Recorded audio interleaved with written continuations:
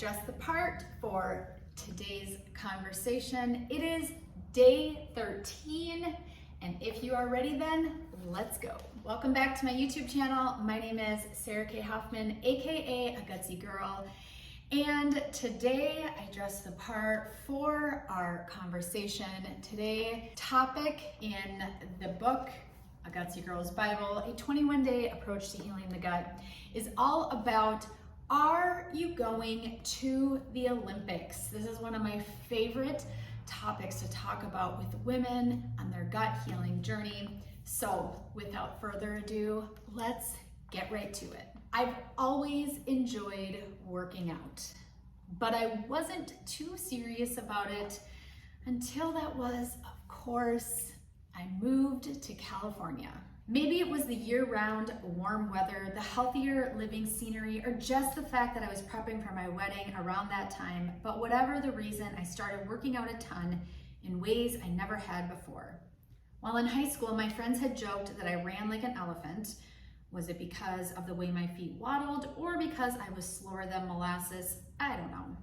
When I took up long-distance running in California, I became fairly good at it. In fact, I ran my first half marathon ever in 1 hour and 48 minutes, feeling leaps and bounds more athletic than I had ever been in my entire life. But I didn't stop there. I kept seeking out new and exciting ways to make my body as athletic as it could become.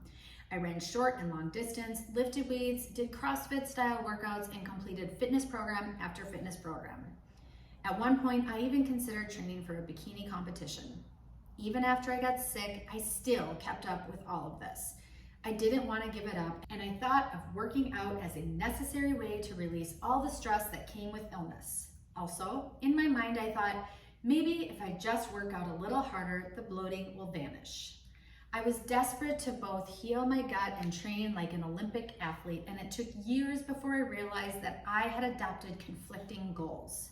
When you're constantly running and working out, your body is under a ton of stress. And when your body is under this amount of intense stress, it goes into fight or flight mode. It prioritizes running from the bear instead of digesting your food. To fully heal, I had to take a mammoth step back and ask myself, what for? What am I working out like this for? Am I going to the Olympics?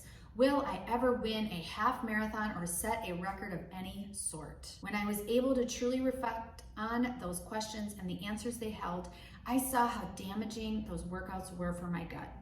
As I began on my final steps towards true healing, I brought my workouts down to nothing. Yes, nothing. After doing absolutely nothing for quite some time, I began again with easy walking, and I stayed there for quite some time. In fact, I still do a lot of easy walking to this day because working out with that level of minimalism changed my life. And while this book is not about weight loss and healing does not always equal losing weight, I would not be telling you the full story if I didn't tell you this. When my gut was desperate to heal, the less I worked out, the faster I got to my ideal weight, the weight where my body naturally wanted to be. If you're working out intensely or giving a lot of thought to body aesthetics, it can be hard to break up with that mindset. I get it, believe me. And I'm not saying that you can't do intense workouts if you're feeling great. Just remember, conflicting goals will never get you to the place you want to be. Okay, so here is your action step for today. I want you to write down or track, at least for a few days, your workouts.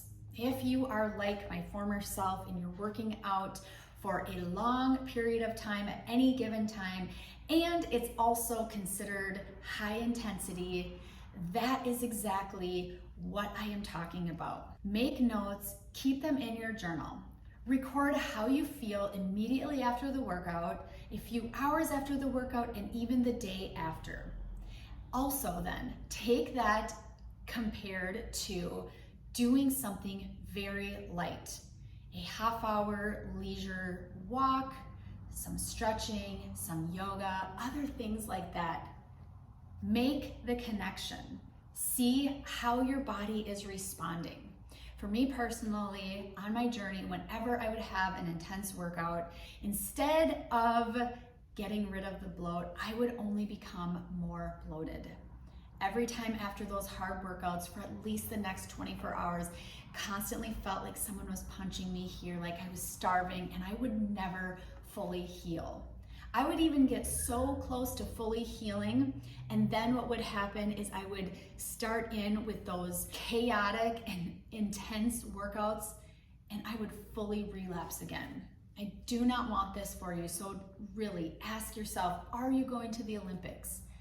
Do you have conflicting goals? What is most important for you today?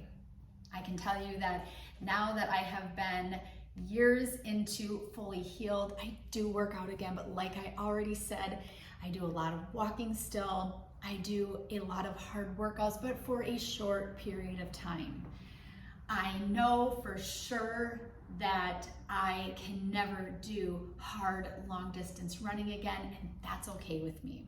So if you like this, please give it a thumbs up and subscribe.